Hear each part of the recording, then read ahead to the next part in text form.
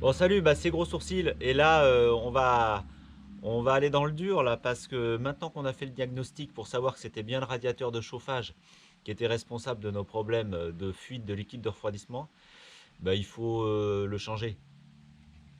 Alors première chose, garer sa voiture, peut-être à l'extérieur parce que c'est pratique de pouvoir ouvrir les portes en grand.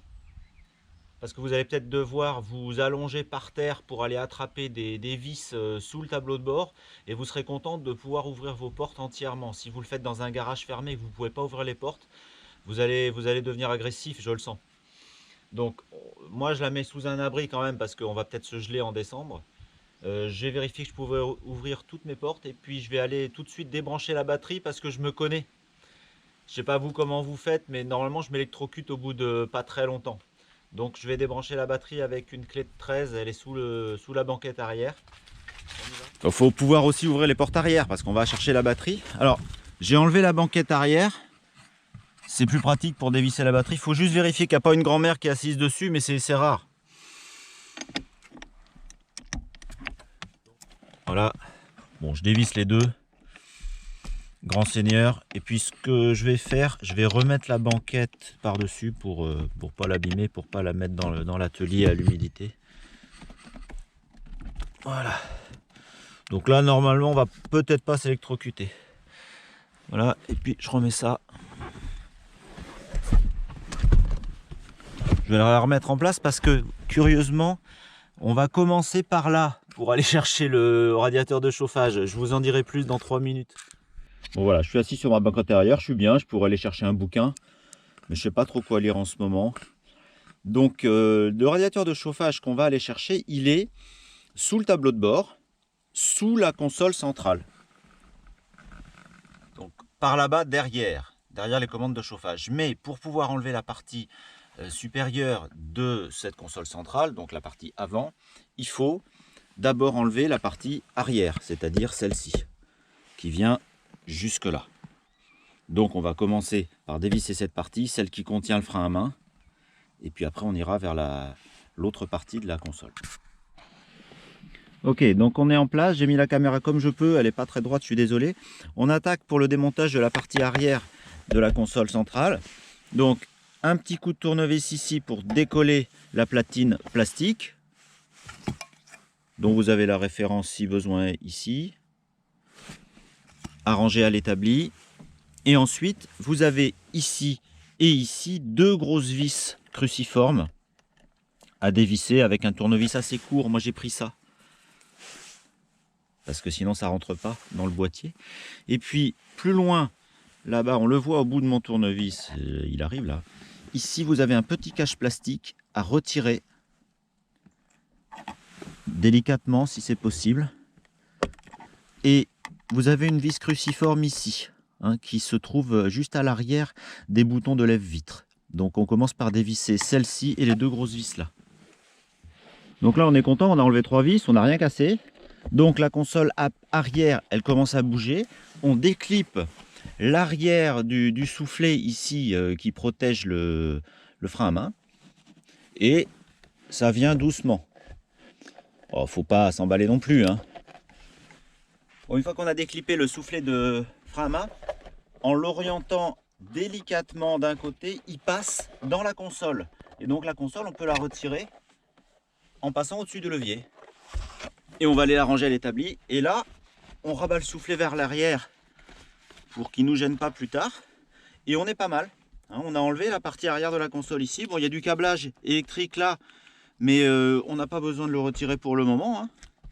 C'est pour alimenter éventuellement de l'éclairage à l'arrière ou dans le cendrier, je ne sais pas trop, des options. Et là, on voit que la partie avant de la console, elle commence à être un peu disponible. On va faire ça dans 3 minutes. Ok, on passe sur les places avant. J'enlève le pommeau de levier de vitesse. Il faut le déclipper en montant un peu dessus et en tirant vers le haut. Et puis la console centrale, elle vient avec un petit coup de tournevis ici, vers l'avant. Elle se libère. Et donc on y voit un petit peu plus clair parce qu'on pourra retirer la console entièrement en passant au-dessus du levier là. Ça se précise. Maintenant, on va essayer de déconnecter tous les fils là-dessous hein, pour pas tirer dessus. Bon, j'ai déplacé la caméra pour vous montrer comment on peut sortir la platine qui contient les boutons de lève-vitre. Donc on passe la main là, puisqu'on a enlevé la partie arrière de la console, et on pousse. Et la platine, elle vient, la platine de lève-vitre, elle vient entière avec les connexions. Je pensais enlever les connexions ici, les connecteurs, mais en fait c'est pas la peine, parce que en l'orientant comme ça,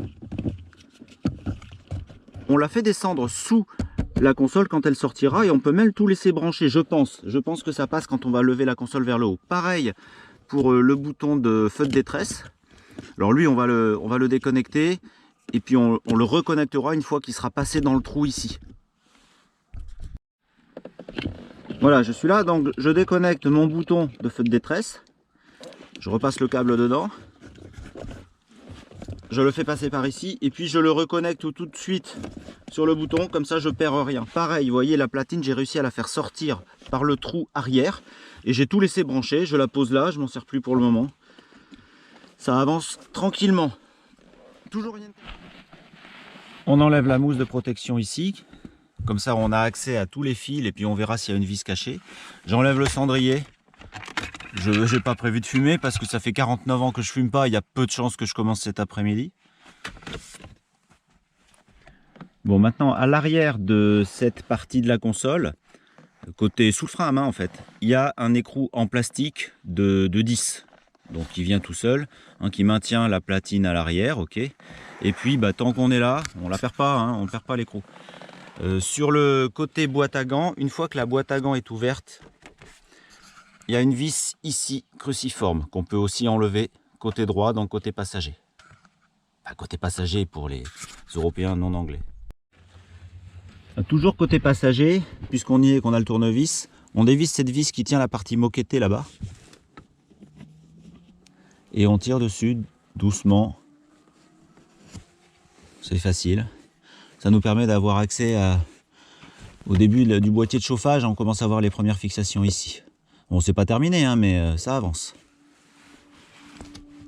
Là, vous avez encore une vis ici qui tient la console centrale. Vis cruciforme aussi ici. On peut la retirer tant qu'on est là. Voilà, on voit qu'elle vient. Moi, je vais remettre les vis dans leur trou pour pas les paumer. Celle-là, je vais la remettre là pour y penser au remontage. Quand je remettrai la moquette, je saurai que la vis est déjà en place. Pareil pour ici, mais il faut d'abord que je retire la console, évidemment. Mais vous voyez qu'elle bouge. Hein. Elle bouge ici. Alors, elle est tenue hein, maintenant côté tableau de bord, hein, à l'avant, là, côté bouton de chauffage. Ok, je suis passé côté conducteur. Sous le volant, là-bas, il y a un petit capuchon plastique ici qu'on retire avec un tournevis plat pour accéder à cette vis qui est aussi cruciforme et qui maintient la console centrale juste sous le compteur. Donc ça, on le dévisse. On est assez content hein, quand on arrive là parce qu'on n'a toujours rien cassé. C'est curieux.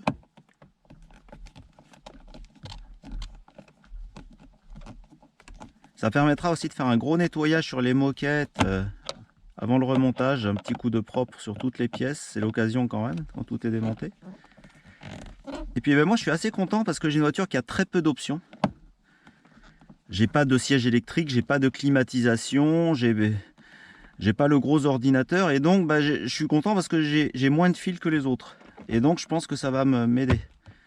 Alors je peux peut-être pas frimer, mais là j'en ai un peu rien à faire en fait. Parce que mon radiateur de chauffage il est aussi beau que celui des autres. Voilà. Donc ça c'est dévissé. Et maintenant, tant qu'on est là, on passe sous le volant, hein. C'est ce qu'on avait montré au départ. Et on dévisse également cette petite partie moquettée, celle derrière laquelle il y a justement le radiateur de chauffage, du moins le boîtier avec le radiateur à l'intérieur. On enlève ça. Ça vient bien. Et ici, sous mon doigt, il y a encore une grosse vis, mais parfaitement symétrique avec celle du côté passager, qui maintient la console à ce niveau-là. Oh, elle va pas s'échapper, la console. Hein. C'est bien. Voilà. Bon, c'est pas simple de poser la caméra pour bien voir, hein. Parce que je le fais pas que pour moi en fait, je le fais pour tous ceux qui cherchent un tuto sur internet pour changer un radiateur de chauffage de série 5 E34 et qui trouvent pas. Ou alors qui trouvent en anglais ou en birman. Et en birman, vu l'accent, c'est chaud quoi. Donc ici, maintenant on est dans la partie vraiment console, commande. Il y a deux petits montants plastiques ici qui cachent des vis. Alors faut essayer de ne pas les casser. Donc là je suis en train d'essayer de les casser. Pour les déclipper. Voilà. En allant doucement, ça va. Et c'est quand même costaud. Hein. Voilà. Et donc vous voyez, il y a deux vis là. Qui maintiennent aussi toujours la console. Et ce petit cache plastique là. Si vous voulez la référence, elle est là. Parce que des fois on les casse. Et on a bien envie de les racheter. Voilà. Alors c'est peut-être pas les mêmes références parce qu'ils sont symétriques, mais c'est pas les mêmes pièces. Il y en a un autre en face.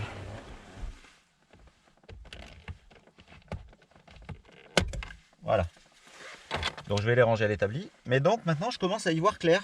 Donc j'ai deux vis là. C'est pas les mêmes. Hein. Ça c'est deux vis noires qui sont plus petites que ces deux vis dorées ici. Donc il ne faudra pas se tromper au remontage au niveau dimension. Donc là c'est toujours du cruciforme. Donc on va aller chercher le cruciforme. Il est pas loin.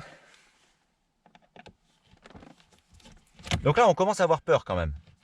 Parce qu'on se dit que sa voiture elle est un peu ouverte. S'il fallait partir en urgence, parce qu'il y a un incendie qui se déclare, et ben on la laisse en fait. C'est regrettable, on l'aime beaucoup. Hein. Elle va avoir 30 ans. On s'y est attaché.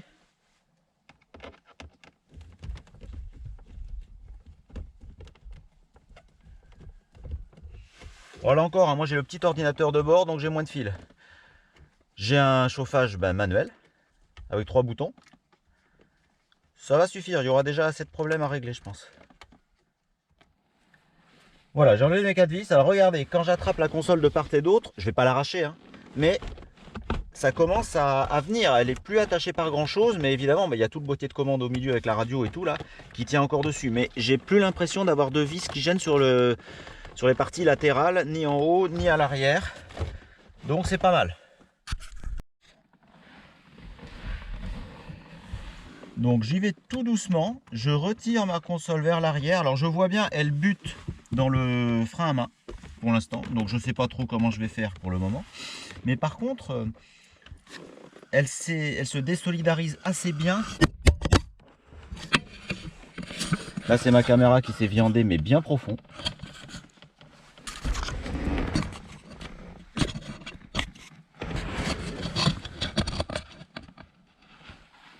Juste au moment où j'étais en train de dire qu'elle se désolidarisait bien des boîtiers de commande de chauffage, vous voyez là, quand je tire vers l'arrière ma console, le boîtier il vient pas avec, la radio, le bloc chauffage, tout ça, ça reste là-bas. Je commence à avoir des fils de partout, genre feu d'artifice, et je continue. J'ai vraiment peur de rien, c'est vraiment mon morceau de bravoure. Par contre, mon morceau de bravoure ça marche pas super là, parce que je suis bloqué. Je suis bloqué à cause du frein à main, donc je sais pas comment je vais faire. Je vais peut-être couper la caméra, le temps de trouver une solution, et puis je vous rappelle. Je crois que j'y suis. Donc en fait, en appuyant un petit peu sur le côté gauche de la console, j'ai réussi à la faire passer entre le frein à main et le siège passager. Je fais attention d'enlever la clé de contact parce que le haut de la console bute dans la clé. Et j'ai aussi relevé la manette d'essuie-glace au maximum, en vitesse rapide. Et là, ça a l'air de venir. Je passe une vitesse, je passe la 4 pour avoir de la place. Vous êtes en direct là. Bon, j'ai déjà une ampoule qui s'est détachée de quelque part. Ça commence à m'énerver. Mais c'est pas mal, c'est pas mal. Vous voyez là, j'approche la caméra, j'ai rien. J'ai rien comme fil à part l'allume-cigare qui est connecté à la platine ici.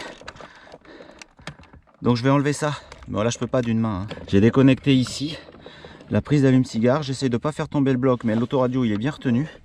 Et là, ma console, je crois qu'elle vient. Je crois. Oh ouais c'est bon, je l'ai. J'ai la console complète avec la partie cendrier. Je fais comme ça en signe de victoire. J'ai un trophée, c'est ma console centrale de BM. parce que je suis pas sûr de gagner la deuxième mi-temps, mais là, on y est là. J'ai rien cassé. Maintenant, on va aller voir les fils, parce que j'ai pas eu le temps de regarder, je l'avais à la main pour la sortir. On va aller voir, on va faire une photo de ce qu'il y a en câblage. Mais ça, déjà, c'est fait. J'ai pas mis 1 heure hein, depuis tout à l'heure. Donc, en allant doucement, j'ai mis 3/4 d'heure. Tant que j'y suis, je remets mes vis. Vous vous souvenez, les noirs en haut, les dorés en bas, sur la console. Ça, je les perdrai pas. Voilà. Ça, déjà. Cette petite vis là, avec le petit capuchon plastique, je la remets là. Je la remets dans son orifice. Pour pas la perdre aussi, quand il faudra tout remonter. Donc, qu'est-ce qu'on a là? Ben, on a un peu de fil, mais ça va. Hein, donc, on a ça. Ben, de toute façon, j'ai jamais été connecté. Je sais pas ce que c'est, hein, ça. Donc ça va ailleurs, ok. Donc là j'ai le petit câble qui va jusqu'au feu de détresse, ok. Là j'ai un bloc avec du chauffage. Dessous, là j'ai une petite ampoule. Alors ça je sais pas où elle va. J'ai pas vu d'où elle était tombée. Je sais pas si elle va sur la console ou sur le boîtier là. Je regarderai plus tard. Ça c'est le câble de l'allume-cigare. Ouais, l'allume-cigare, c'est ça. Puis ben voilà, hein. Donc c'est quand même à peu près propre. Je vais regarder comment on va déconnecter ça maintenant. Bon, j'ai débranché la radio, hein, il y a trois broches. L'antenne et les 2 autres broches. Et je vais mettre un petit scotch pour pas oublier au remontage si c'est dans 3 semaines. Voilà, j'ai marqué radio sur mon scotch, je vais l'enrouler autour de la broche et puis je vais faire pareil pour les autres. Voilà, donc on y voit clair. Ça c'est la radio. Ça vient d'assez loin, il y a des raccords un peu partout. Et ça permet de dégager la vue sur le radiateur, le boîtier de chauffage qui est là. Et là vous voyez, je le pressentais l'autre jour, c'est une étiquette d'origine. C'est bien un Siemens, c'est marqué pour moi, hein. C'est marqué là, Siemens. Donc bah déjà je sais quel montage j'ai. C'est déjà pas mal pour la commande éventuelle de pièces. On continue le décablage, hein. Donc ici, sur la partie gauche, on a le câble qui va au bouton de dégivrage. Donc je l'ai noté sur un papier, hop. Le bouton, là il est sorti de son logement, mais on peut le laisser dans le logement, hein. C'est mieux qu'il reste là je pense. Voilà, je le remets à sa place. Il n'est pas commandé, il n'est pas électrifié, mais c'est pas grave. Là, on aura les câbles de chauffage. Et puis là-bas, on a d'autres connexions pour tout ce qui est ordinateur de bord, horloge, bien sûr. Bon, pour y voir plus clair, côté boîtier de chauffage, j'enlève la tôle de protection là qui est au-dessus des pédales. Hein. Bon, il y a 3 vis. Et puis 2 petits clips quart de tour au bout. Donc ça vient à la main. Ok, c'est facile. Une fois que vous l'avez retiré vers vous, il faut faire attention parce qu'il y a le gong là qui est branché. Hein. Donc il faut débrancher le gong. Et puis le connecteur blanc qui est juste derrière ici, bien sûr. Voilà. Bon là je suis en train de perdre le moral et la patience parce que sur les tutos que j'avais trouvé, c'était pas un montage Siemens, c'était un montage Bear. Le gars qui avait fait ça en anglais, c'était super bien fait d'ailleurs sur un blog, mais c'était pas ce boîtier de chauffage. Donc moi je trouve pas comment sortir mon boîtier de chauffage sans sortir le tableau de bord. Et là j'ai pas envie là. Samedi 16h50, non. Donc je suis revenu sur le siège conducteur. J'ai déclippé cette petite conduite d'air. Il y a 4 petits clips comme ça qui la tiennent. Et donc ça je l'ai enlevé. Déjà j'y vois un petit peu plus clair. Donc là on voit bien hein, les fuites et les suintements hein, du liquide de refroidissement. Hein. Il y a un peu toutes les couleurs parce qu'avant j'avais mis du vert. Là maintenant j'ai mis du rose. Et alors là, ce que j'essaye de me dire, et je rêve, je pense, mais ce boîtier rectangulaire, il a la forme d'un radiateur. Je me dis, si jamais j'arrivais à dévisser ça et que derrière, il était enfiché comme ça, le radiateur, ça serait peut-être le paradis de pouvoir le sortir par là. Mais là, bon, hein, je connais pas toutes mes prières en allemand. Bon, j'avance. Je voudrais enlever ce cache. Il est gêné par la pâte métallique, là. Donc j'enlève la pâte métallique. Il y a toujours un truc qui gêne. Cela étant, il faut quand même reconnaître que c'est du solide, c'est bien conçu. Voilà, j'enlève la pâte métallique. Il vient toujours pas. C'est un peu agaçant, mais bon, j'ai un clip là que j'ai pas réussi à sortir en même temps. Je sais pas dans quoi il est pris. Ah, vous y croyez à ça? C'est quoi ça? Ça, c'est un radiateur de chauffage, ça. Ah ouais, ça c'est quand même peut-être pas mal. Si je pouvais l'avoir par là, franchement, je sais pas ce que vous en pensez, mais plutôt que d'enlever le volant et le tableau de bord, ça serait pas mal. Donc je sais pas, j'en suis là, je découvre avec vous. Donc c'est bien un scié mince, il est bien oblique, il est pas droit ce machin, c'est marrant, il est penché vers l'avant. Ah, je savais pas. Oh, il est sale, mais je sais toujours pas si c'est lui qui fuit ou les joints toriques d'arrivée. Mais enfin bon. En tout cas, c'est lui. Ah, ça serait bien de pas sortir tout le reste.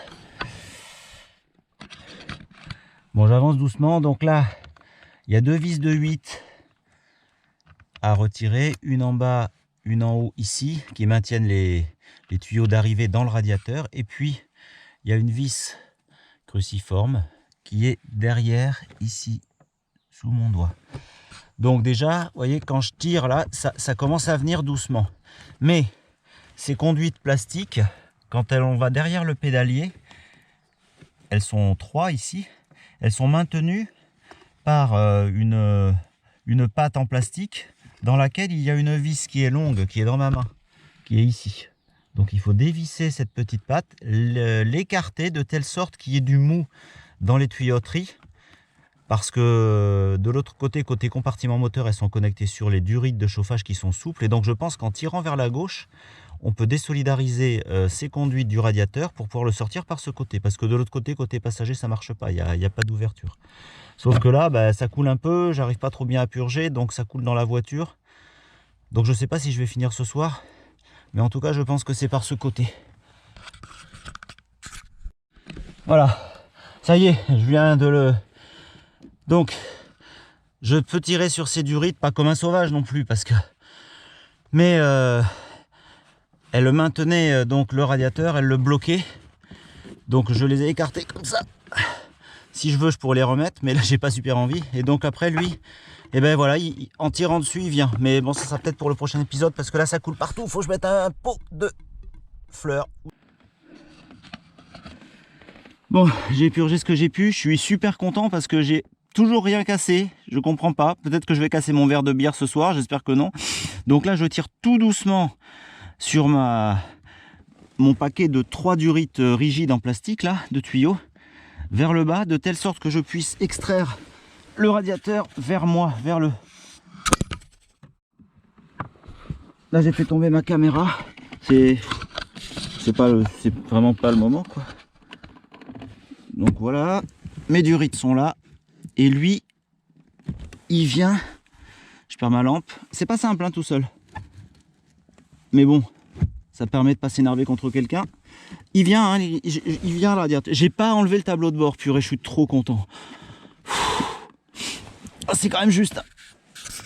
Mais il va venir par là.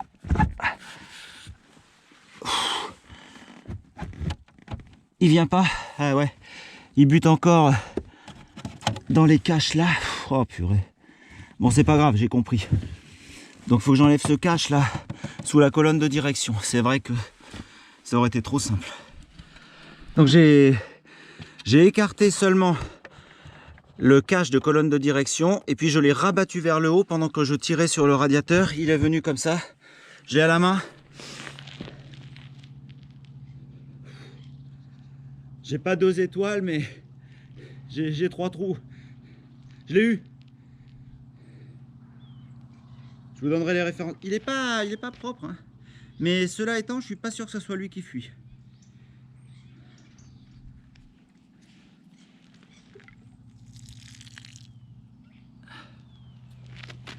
Voilà. J'ai sorti le radiateur de la voiture. Il est moyen, hein. Il est un petit peu plein de poussière. Il n'est pas pourri. Mais le problème, c'est qu'il y a peut-être des fuites quand même entre la partie alu et la partie plastique. Et ça, je sais pas. Donc je voudrais le remplacer, mais j'ai un problème, c'est qu'il n'existe plus. Parce que chez BMW, il existe encore, mais avec fixation des tuyaux en alu. pas en plastique. Je suis pas sûr que ça soit le même système. Et chez les fabricants autres, type distributeurs de pièces auto, il n'y a pas exactement le modèle pour les voitures sans clim.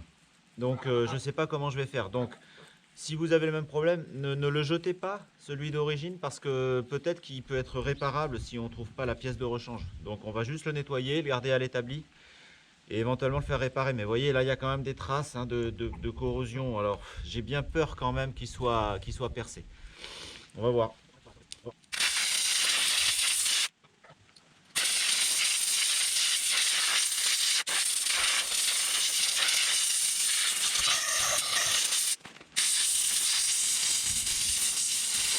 Bah, c'est quand même bien gras, hein.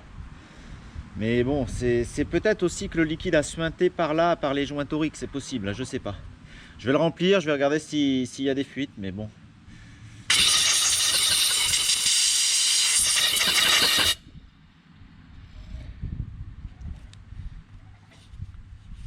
Donc pour moi, c'est ça la référence Siemens.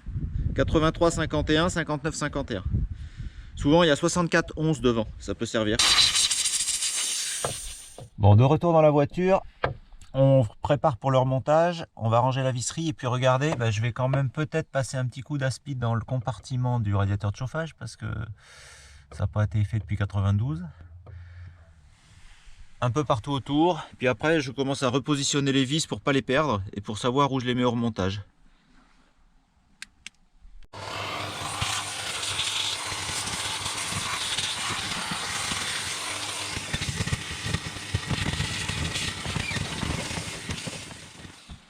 Donc pour commencer, je remets les vis qui tiennent le cache de colonne de direction dans leur emplacement. Je les serre pas bien sûr, mais je les remets là.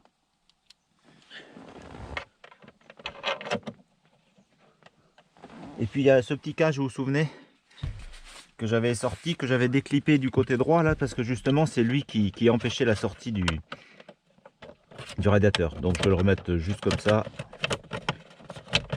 Ou alors je vais pas le remettre parce qu'il m'énerve. Je vais pas le remettre. Ensuite, il y a cette petite vis là qui, elle, va sur les conduits de plastique au fond là-bas, hein, sur la petite patte de maintien.